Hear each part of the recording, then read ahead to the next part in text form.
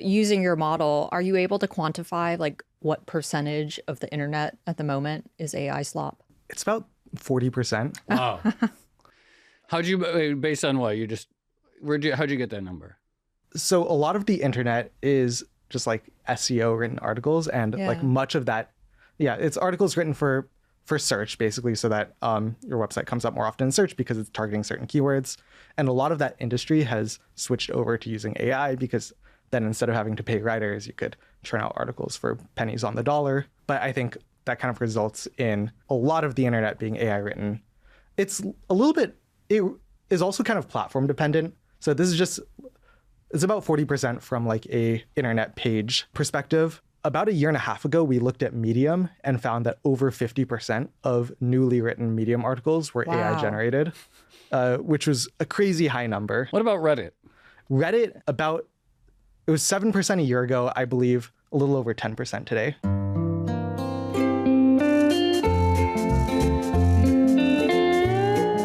Hello and welcome to another episode of the Odd Lots podcast. I'm Joe Weisenthal. And I'm Tracy Alloway.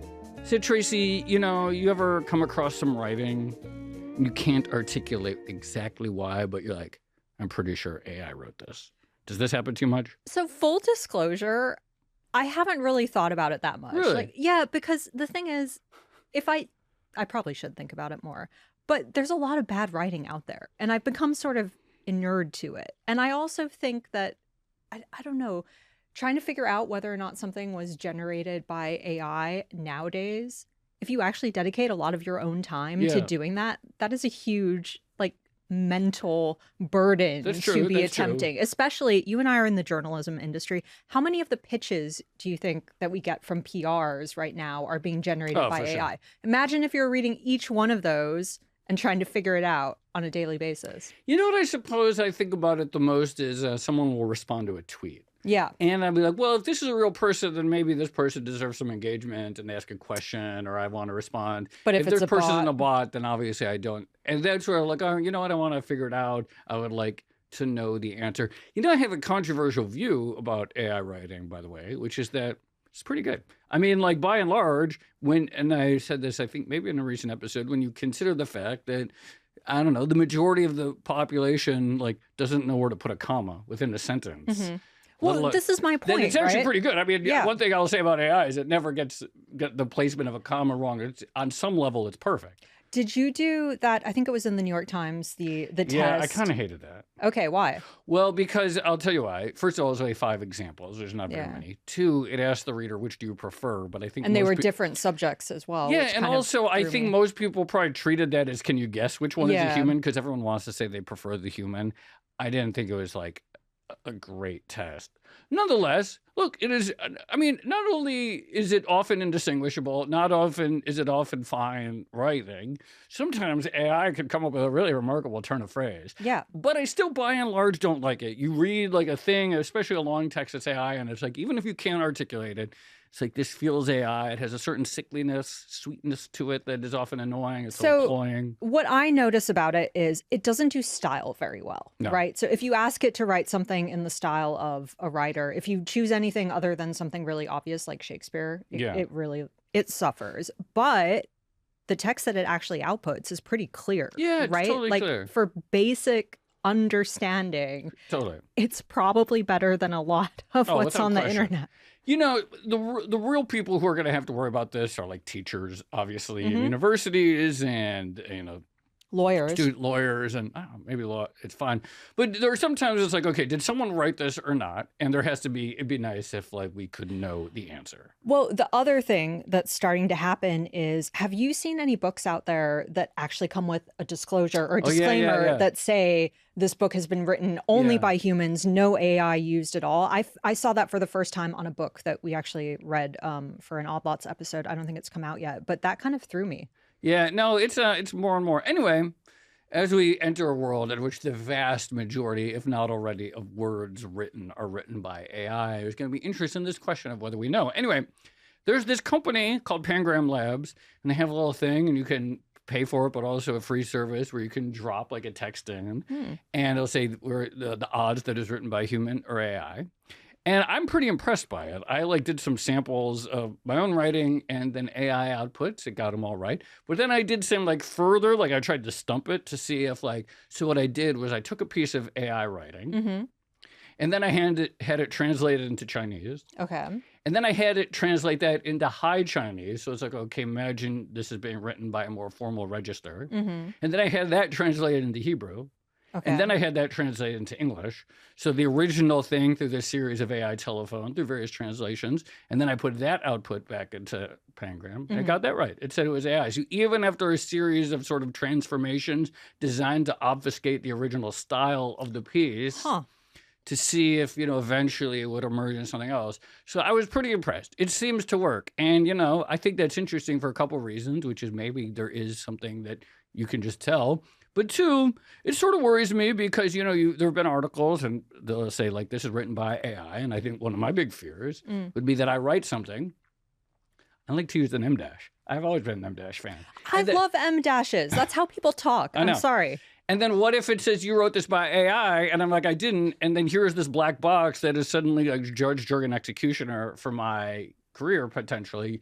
You wrote this via AI. The lab says so. You are now done. Like, that worries me. So I think this raises a lot of very interesting questions about these model detection thing. And I want to learn more about how it works. Well, there's also a lot of philosophical questions about just what we value in writing as well, because no one's going to yell at you for using spell check or something like that, right? Like, it's kind of crazy to think that reputational risk is going to hinge on whether or not you might have used a platform, a chat platform, to like do some basic copy editing. Totally. Well, very happy to say we do, in fact, have the perfect guest. We're going to be speaking with Max Spero. He is the founder and CEO of Pangram Labs, and he can answer all of our questions. So, Max, thank you so much for coming on Outlaws. Thanks for having me.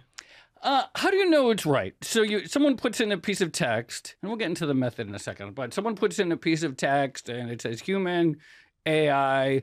What makes you believe that you have a very good track record on this question?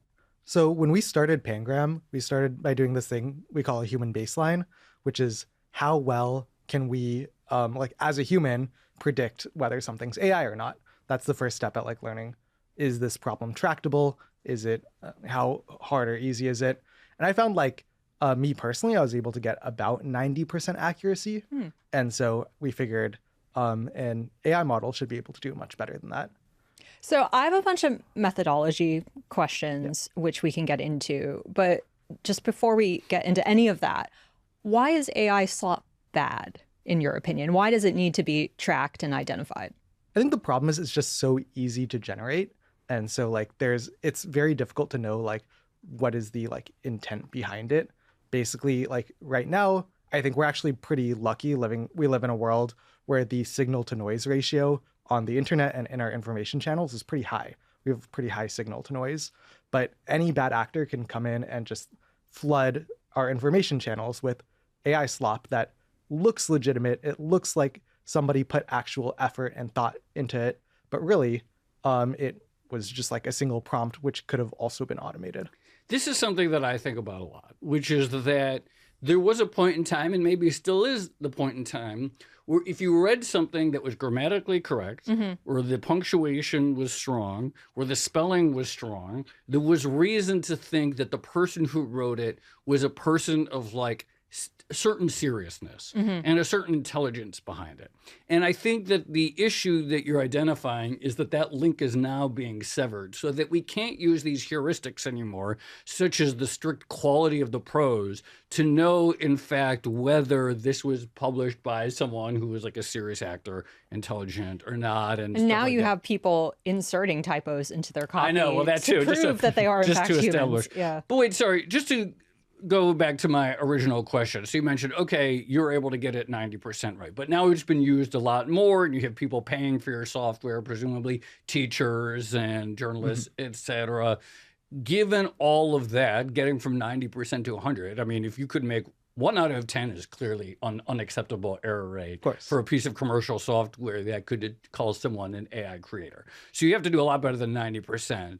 Talk to us about like what you've seen so far in your data since releasing it as commercial software that makes you believe the software is doing a correct job of allocating between the two categories. So we've built out really comprehensive evals. Okay. And so our evaluations, there's two kinds of errors. There's a false positive, which is when something is written by a human, and then we say that it's written by an AI. Okay. And there's a false negative, which is if it was AI written and we don't catch it.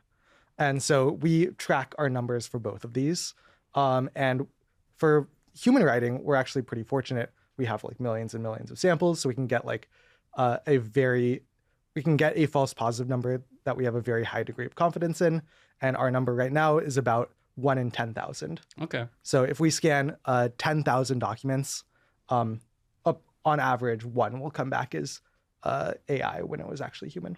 And what about in the other direction? False negative, I would say around 99% accuracy. So like around 1% false negative rate. I think this depends a little bit more on like how adversarial the prompting is, how much they're trying to evade. Like what I did. I tried exactly. to send it through multiple filtrations to obfuscate the original output. That would be an example of adversarial prompting. Exactly. Okay. But in like the general case where we're just looking at straight outputs from AI, it's above 99%. Okay. Okay, so what is your model looking for exactly when it's evaluating a text? Because as we mentioned in the intro, syntax and grammar tends to be pretty good on AI-generated copy. The style is sometimes more of an identifier. I would argue, to your point, Joe, like sometimes it reads very saccharine and kind of overly earnest in some ways. So what exactly are you focusing on here? What are the tells? Yeah, so the style and the word choices are definitely part of it. But I think what a lot of people don't realize is they're actually making a lot of decisions when they write a piece of text. So there's dozens or hundreds of ways to phrase every single phrase.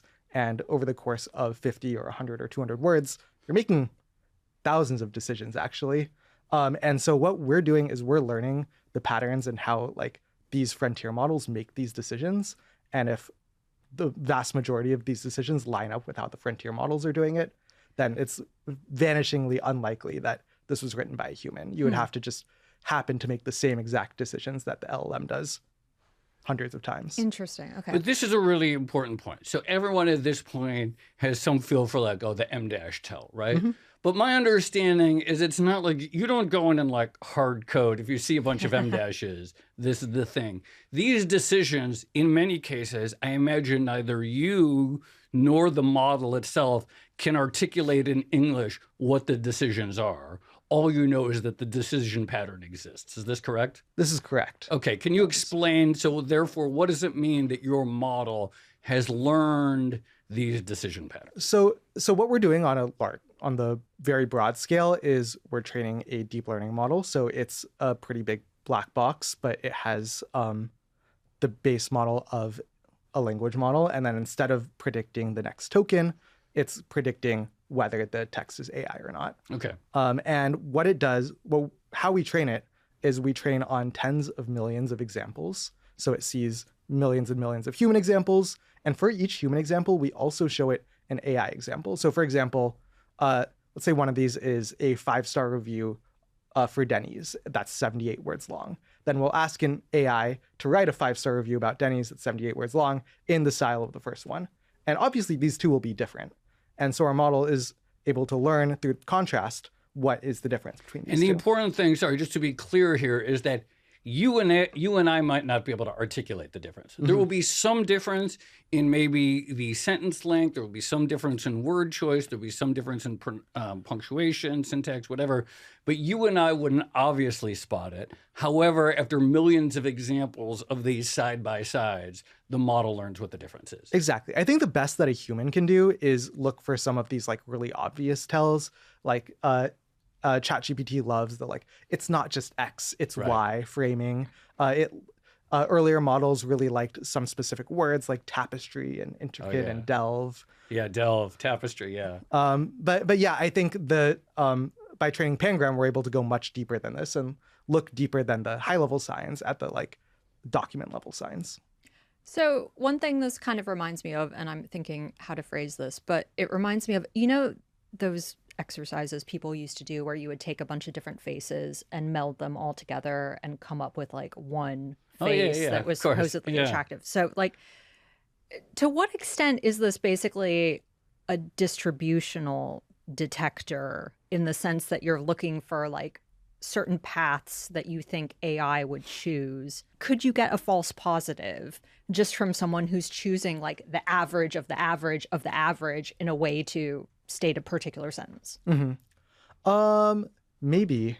I mean, I think there's a reason we have our false positive rate is 1 in 10,000 and not 0. It's because, you know, sometimes we look at the false positive and it's like, oh, it reads exactly like an AI generated review or essay, except that it was written in 2019. So it was probably a human who just happened to find the exact like mode collapsed type of way that like LLMs write. Yeah. I think it's a good way to think about the distribution of writing, or writing as a distribution, where like, you know, there's the space of all human writing, and then AI writing is really just like a small point within this space. It's very, no matter how much you prompt it, it doesn't go that far from where it was trained to be. Yeah. Okay. What's the black box? So I built a little model myself. I built this thing that detects, you can upload text and it says whether it's more resembling of the written word or the spoken word. Oh, I saw that. That was really cool. And I used BERT, which is like one of these things, open source one from Google. Mm-hmm. What is the core model that you trained on? Or is it something, or did you build it yourself? Like, talk to us about that. Our very first model was actually built on BERT. Okay. But future models, we needed to up our capacity. How come? Explain that. So basically, we were running into capacity limits with our model. It was capping out at a certain false positive, false negative rate. It wasn't learning the deeper signals. So we had to 10x and then 100x the parameter count, so that it can learn like really deeply how these frontier models write. Have you noticed any interesting differences between how the models write? Can you, and actually is your model trained to identify different models as well as whether or not this is just broadly AI generated? So we don't specifically train it on different models. We don't say like, hey, this one is Claude 3 and this one is Chat or GPT-5. But what we've done, we've done some interpretability work to look at basically the output embeddings of the model, and we find that it actually learns which model the text came from. So you could see like little clusters of like, this is the Claude cluster, and like all of the Claudes cluster around here, and then these are like the DeepSeek and Qwen, and then this is like ChatGPT, and they all kind of like cluster into different spaces in embedding space. So clearly the model is able to learn what the difference is between these frontier models. Oh, actually, since you mentioned Qwen, I'm very interested. Is there anything like distinct in terms of how Qwen generates text versus platforms that have been developed in the US? I think Qwen is unique because it's trained on a lot more Chinese and multilingual tokens than other models. So, you know, I've heard from Chinese friends that it's much better at like being conversationally fluent in Chinese. Beyond that, I don't know that I can tell. It would be hard for me to look at a text and say like, I know that's Qwen, but I think somebody who's more familiar with it might be able to. Let's talk about the sort of some of the philosophical or societal implications of this work. Have you had anyone whose text has been judged to be AI written by Pangram, and they're like, I swear to God, this isn't your... And they like really insist. And what do you think about this situation? What do you do? Or talk to us about that. I've had a couple times this happened. I think one time, like, there have been times where I genuinely believe that, you know, this is just a false positive. We've scanned hundreds of millions of documents. So like at a certain scale, like this will happen. But I also get people who all the time, they're just like, AI detectors don't work. You know, they're like, it's like a total fraud. And then whatever they're putting out on LinkedIn is just 100% AI generated, and they're just like mad that they're getting called out. And then you look back like farther into their past and their history, like everything they're putting out is AI generated, until about like 2023. Like for everyone, if you look historically, there's a lot of like slop accounts that are putting out total slop, and you can tell either they like weren't posting as much before, and if you scan back in time, then you see that they were writing human text at some point. So there's a number of accounts out there that basically right around the beginning of 2023, where if you scan the entire corpus of their work, it very clearly shows a switch right around early 2023. Yeah, it really like depends on the account. I think one thing we saw that was interesting was there is a writer for The Guardian that was covering the Winter Olympics, and somebody was like, hey, this article is like total AI slop. Ran it through Pangram, it was AI. The Guardian was like, no, of course our writers don't use AI. And then we scanned this single writer's like history, and we found that they really did start picking up AI like mid to late 2024, and we're using it more and more in their articles. I mean, just to play devil's advocate for a second, does intent matter when it comes to identifying AI slop, in the sense that, okay, I get you can have a bad actor who's maybe trying to influence how people feel about a particular topic, and maybe they've created a bunch of bots on Twitter/X, and they're using AI to just flood the zone with a bunch of AI slop supporting their particular viewpoints. On the other hand, if you're a journalist and your business is to write, like basic understandable copy about a news topic, just to be clear, I'm not advocating this at all, but that intent is very different to I'm going to try to influence something by just, sheer volume. Yeah, I mean, definitely these are like two, one is a lot more severe than the other. But I think at the same time, if you're a journalist and you're using AI to basically shirk your work and like not do your work, I think that's also a problem. And I think it's a reputational risk to the outlet, because people can tell and people are going to call you out. And there's a lot of people who don't want to read AI slop, kind of regardless of where it's from. Yeah, this is definitely true. Has it changed? Like, are you ever going to run out of human material to change on, right? Like, you could be pretty confident that if you find some piece of text that was published on the internet prior to 2023, but certainly prior to like 2019 or something like that, you can be extremely sure that this was human generated. Do you worry that in the future that like it's going to be harder to even establish the provenance of your training data? Yeah, it's definitely a concern for us. Talk to us about how you're thinking about that. So we have a near infinite data reservoir of pre-2023 data. There's just like more than enough for us to train on for a long, long time. But part of the problem is we also want to train on modern text. We want to, there's all this talk about like, if somebody's writing about LLMs or about AI, we don't want to incorrectly flag that as AI because our training data has no sense of this topic. So I think we're looking at different ways to do this, but most of them are just like figuring out like who is a trusted actor, who do we know is putting out human written content. And we could use our model for that, like to some degree. So we have known actors, we know they're putting out human written content, and then we could use their data as well. Slightly random question, but using your model, are you able to quantify like what percentage of the internet at the moment is AI slop? It's about 40%. Wow. How'd you, based on what, how'd you get that number? So a lot of the internet is just like SEO written articles, and like much of that, it's articles written for search, basically, so that your website comes up more often in search because it's targeting certain keywords. And a lot of that industry has switched over to using AI, because then instead of having to pay writers, you could churn out articles for pennies on the dollar. But I think, that kind of results in a lot of the internet being AI written. It's also kind of platform dependent.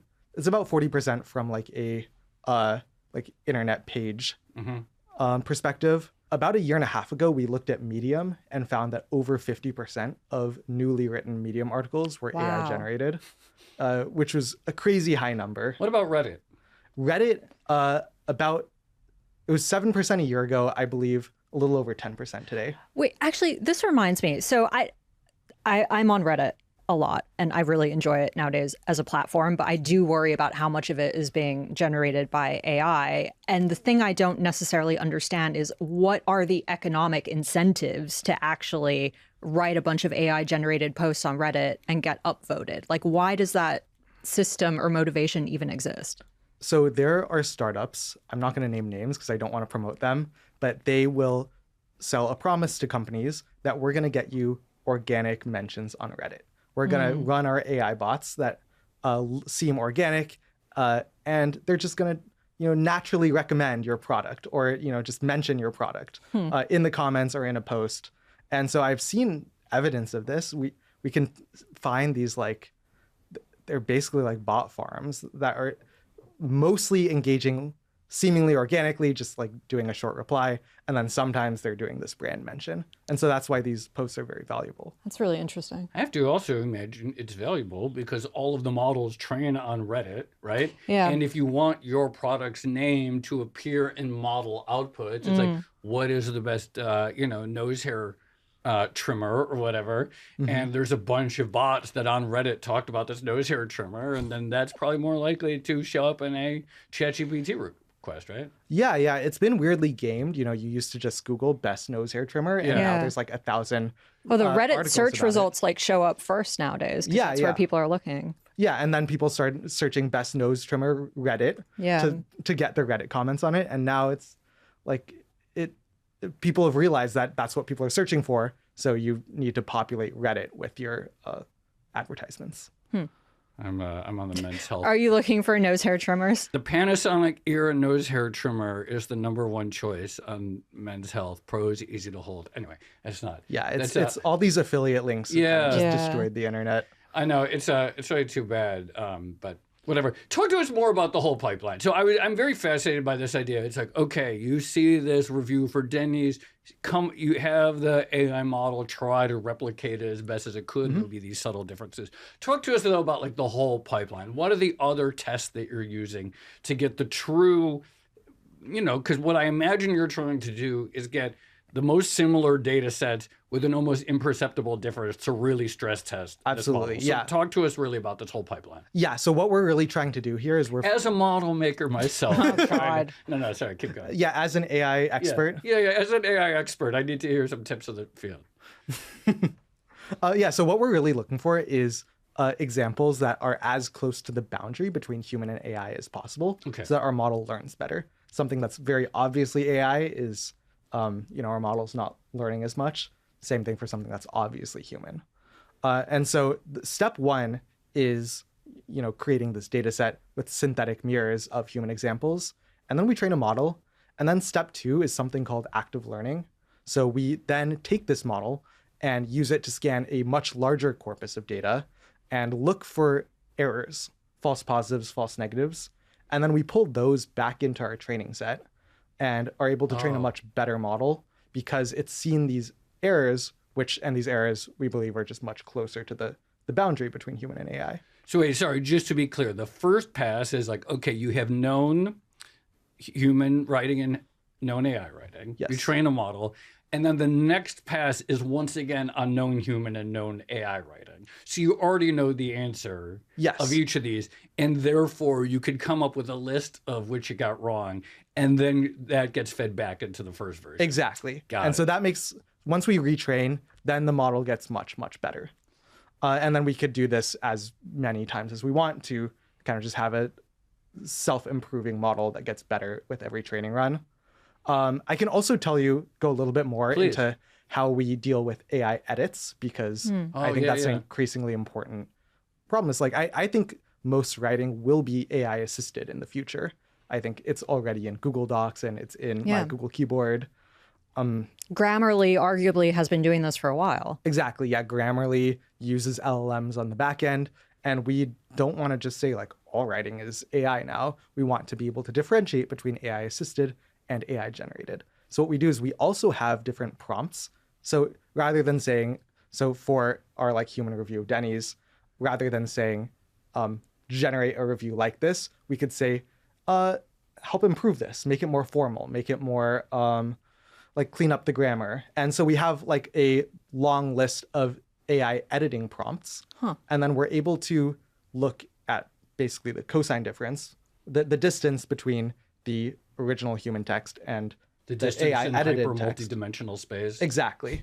So how much did AI change this text? Interesting. And then we're able to train our model to say, like, we're just gonna like put a point on this distance and say like this is moderate AI assistance, this is light AI assistance, and this is heavy AI assistance. Interesting.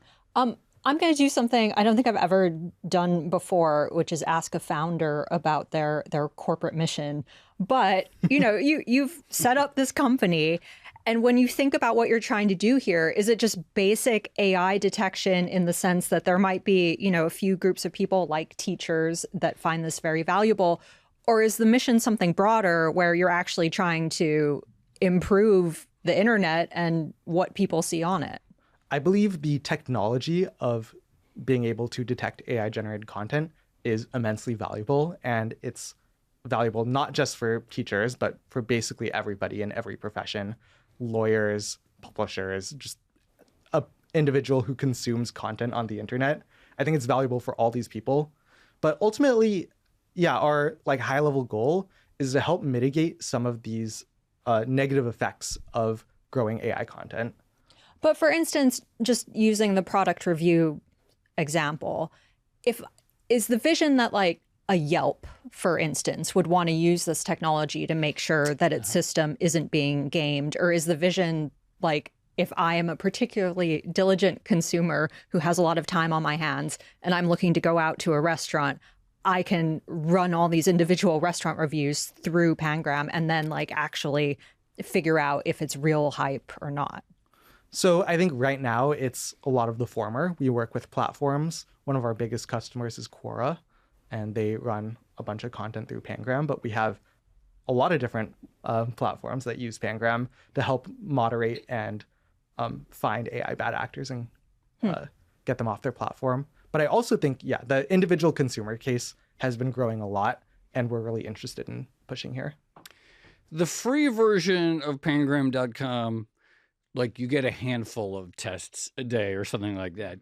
If someone had an unlimited number of Pangram responses and maybe had an access to the Pangram API at infinite scale, could they theoretically learn a prompt that they would then be able to put into an AI to generate human-style writing? I actually had a friend do that. He put his Claude code on a loop. I gave him some API credits, and then his Claude code just basically worked overnight, writing a prompt, trying to get it to output something that's human written, or that came back there from Pangram as human written. It got there, but the text was pretty like incoherent.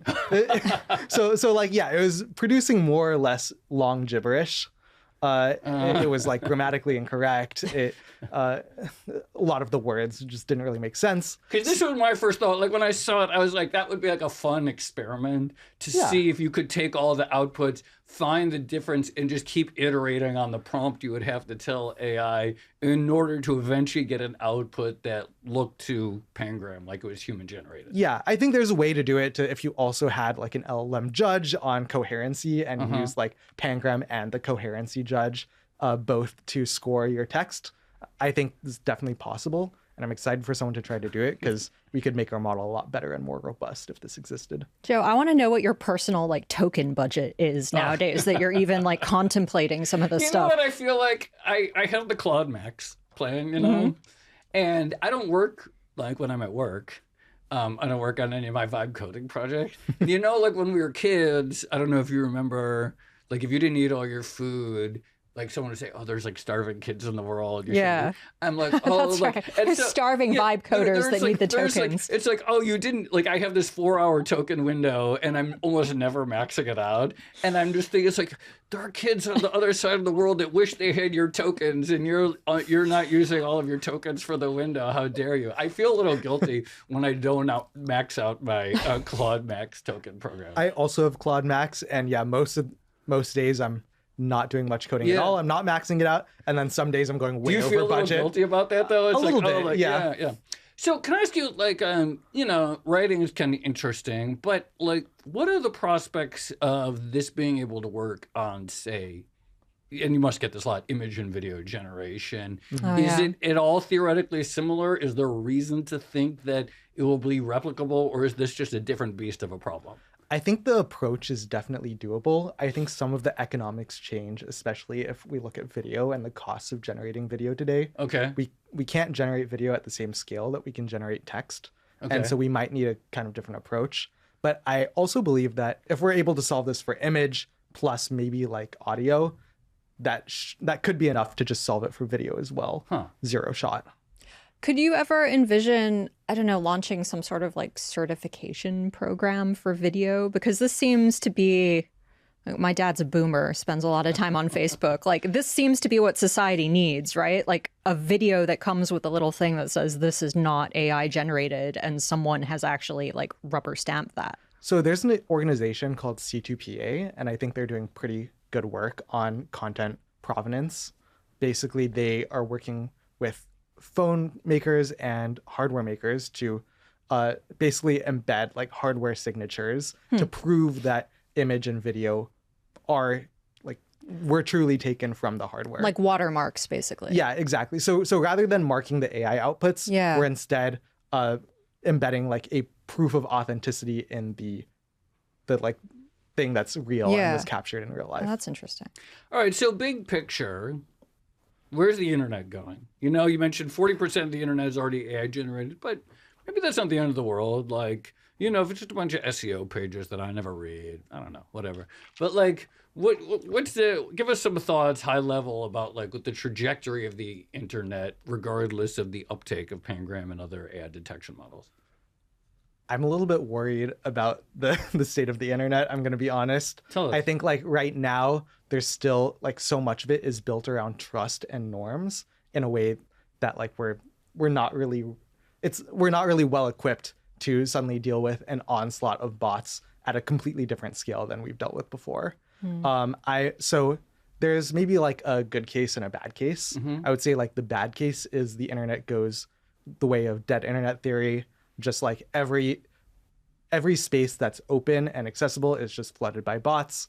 And then the only place people are able to communicate authentically is in like very walled garden, like closed servers, like Discord servers, for example, where, you know, everybody's identity is known and you know you don't have bots in here. So that's maybe the like bad scenario. Can I tell you an insane thought that I've had? Go on. You might get a kick out of this. Just the one. Have you heard of like, I forget what they call like this idea of like with bad actors, it's called like heaven mode or heaven banning. Have you heard of that? Yeah. So there's this thought that one way you could deal with bad actors on the internet is suddenly they're on a version of, say, Twitter, in which they're only bots, and everyone always agrees with them on everything, and it drives them crazy and stuff like that. And they would never know it because they're like, oh, that's cool, everyone's, and then it's sort of like slowly like, this is like a way you could punish people by putting them on the internet where they will never get any fighting. You can get heaven banned and put into basically jail. You're talking to a bunch of bots. Right. Yeah. That's right. That would be jail, but you're heaven banned. But I thought, and again, this is, you know, like I built this little AI model myself, and I like showed it to my friends. They're like, oh, it's really cool, Joe. I'm really impressed. Like, I'm really impressed by like that you're able to do this. And I was like, are people being honest with me? Have I been heaven banned? Because I just like you can be honest with me if it sucks. And I sort of have this fear. The biggest humble brag ever. Like, oh, I did this thing and everyone thought it was great. I'm just saying, like, people are like, I'm worried that like people are being nice to me because like, oh, cool, yeah, that's really impressed. You like did that. And I have this like deep anxiety that like people aren't giving it to me straight about it.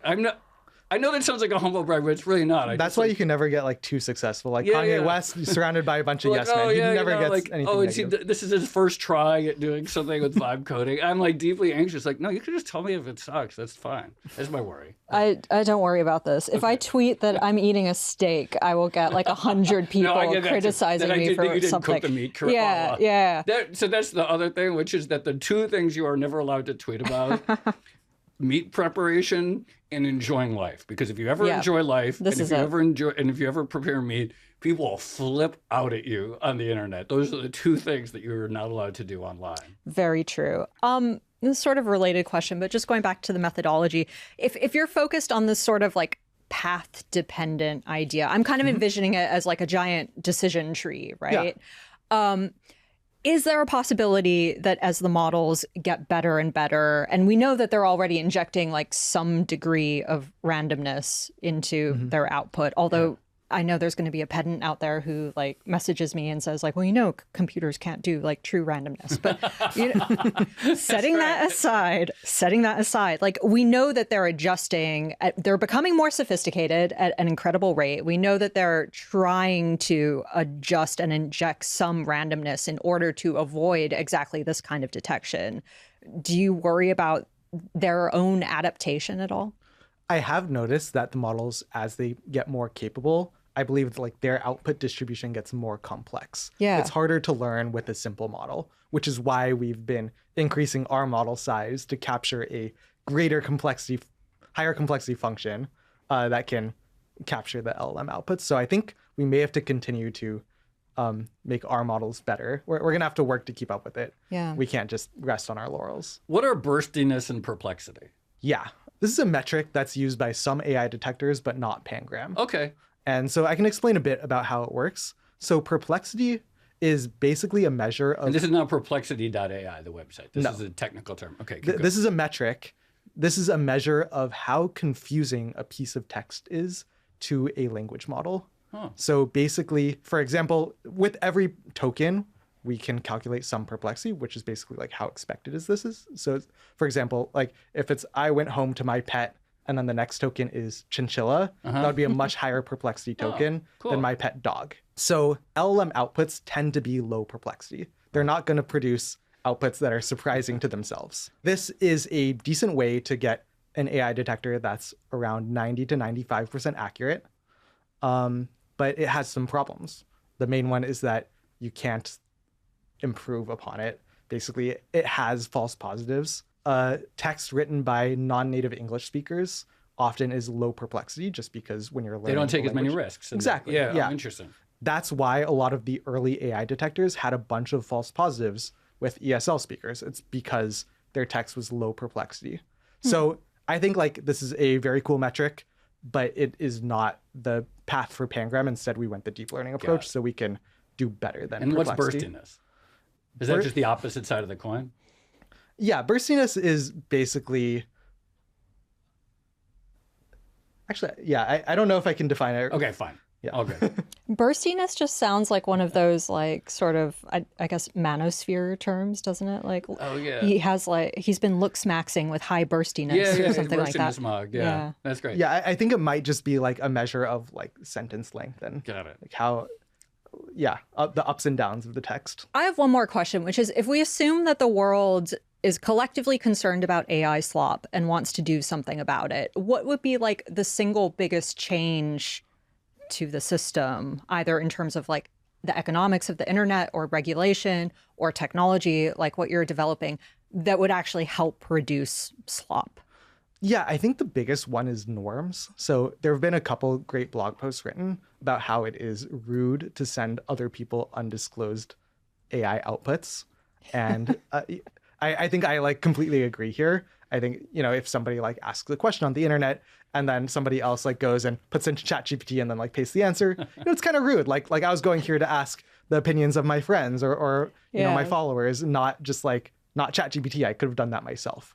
And so I think like building this norm is something that, it's very new technology, so we need to do it quickly. But I think this would help a lot for society.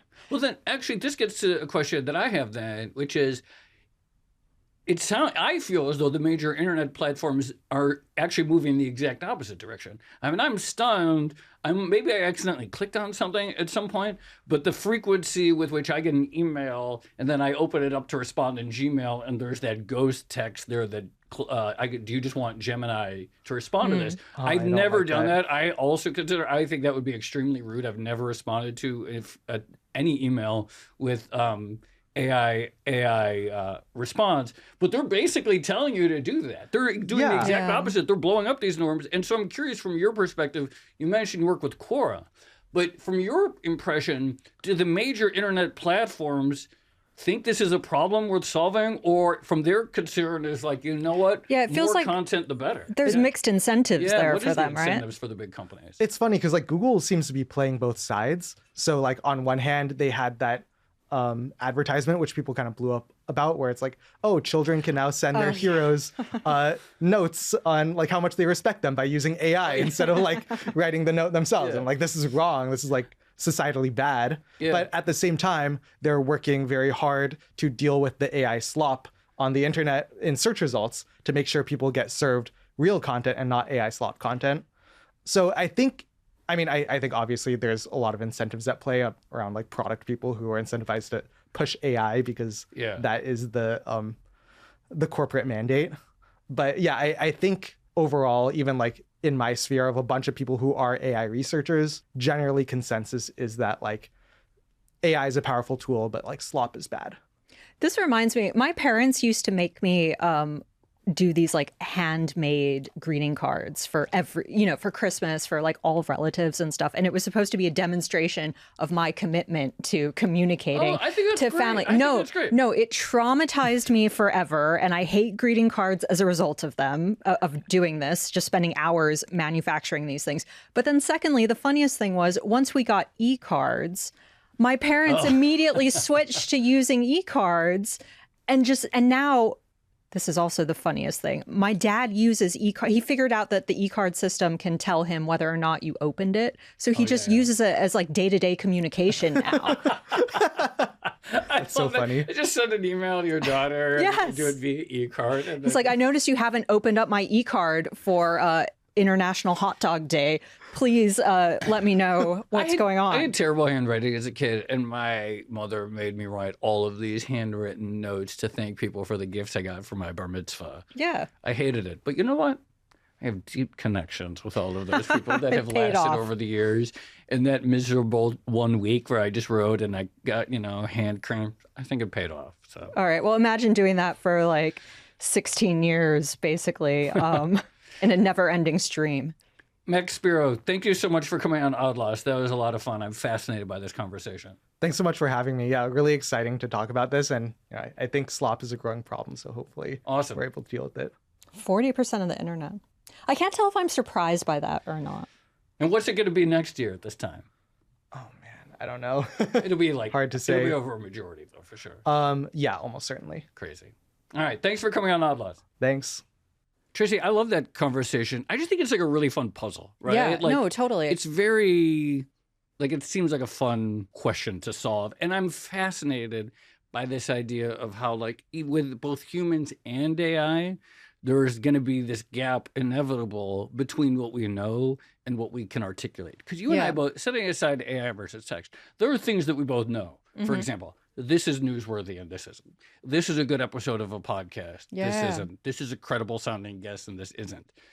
The gap between that and then being able to like explain why, it's like, well, you just sort of know it, right? You just sort of have this feeling. There's an intuition, yeah. And that intuition is built up from numerous examples, which is the same way in a sense that like the AI is trained. It's like these things that you only know from patterns and you can see them without fully being able to like articulate exactly what's going on. Well, the other question I would have on that is it even going to matter in the long run? If you think about like so much of the internet is already built on bots and the sort of like false attention economy. Like if our entire like worldview becomes shaped by AI driven drivel. Yeah.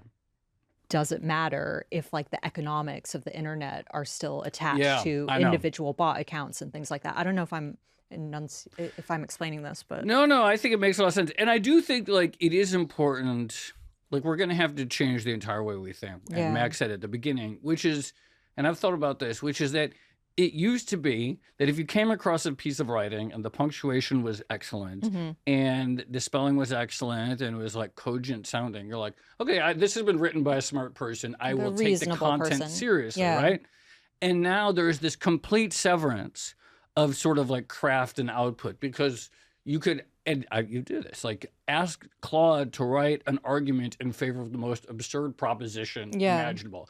Ask Claude to write an argument for me that, write an argument for me that the reason why Reagan wanted to do tax cuts in the early 1980s related to these reports of UFO sightings in the 1970s.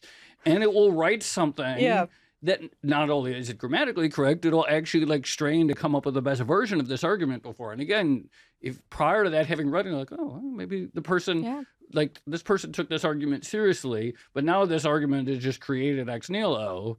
We're going to have to really like change our heuristics about this stuff. We've created an unlimited stream of basically cranks with really good grammar. Yeah, that's right. That's right. Because it used to be we knew the cranks because they had bad grammar, or they would email us and like half the words would be in yellow and the other half would be underlined. Green ink was the classic example. These were the tools that we used to just like, oh, this person's a crank. They like, you know, half their words are in all caps and stuff like that. Those don't work anymore. All right. On that note, shall we leave it there? Let's leave it there. Okay. This has been another episode of the Odd Thoughts podcast. I'm Tracy Alloway. You can follow me at Tracy Alloway. And I'm Joe Weisenthal. You can follow me at The Stalwart. Follow our guest, Max Spero. He's at Max_Spero_. Follow our producers, Carmen Rodriguez at Carmen Arman, Dashiell Bennett at Dashbot, and Kel Brooks at Kel Brooks. And for more Odd Thoughts content, you can check out our daily human-generated newsletter over at Bloomberg.com/Odd Thoughts. And you can chat about all of these topics 24/7 in our Discord, discord.gg/oddlots. And if you enjoyed this video, then please leave a comment or like, or better yet, subscribe. Thanks for watching.